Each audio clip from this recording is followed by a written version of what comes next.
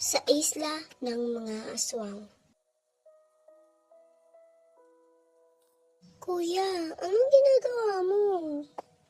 Tanong ni Yana sa kanyang nakakatandang kapatid habang nakatingin sa mga tao na napadpad sa isla nila na may mga dalang baril. Huwag kang maingay, baka marinig nila tayo.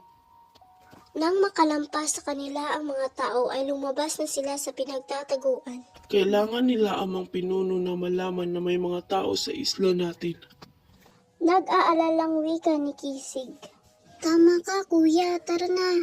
Pagsang-ayon ni Yena sa kanyang nakakatandang kapatid.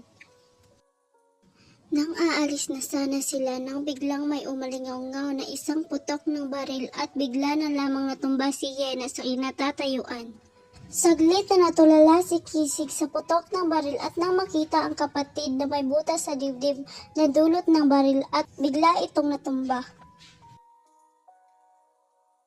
Nagising sa pagkatulala si Kisig nang marinig niya ang mga sigawan ng mga tao.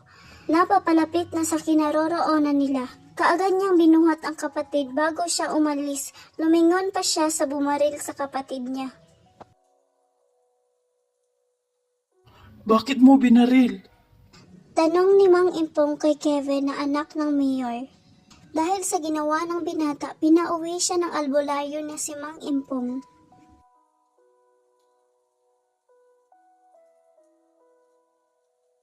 Sa kabilang banda, umiiyak si Kisig habang buhat-buhat ang kapatid na wala ng buhay. Sinuong ni Kisig ang una at mahabang kuweba, walang kahirap-hirap niya itong sinuong. Nang makalabas siya sa mahabang kuweba, wala pa din itong tigil sa pagtakbo hanggang sa narating niya ang ikalawang kuweba. Nakita niya ang kanyang ama at ang mga tauhan ng kanyang ama.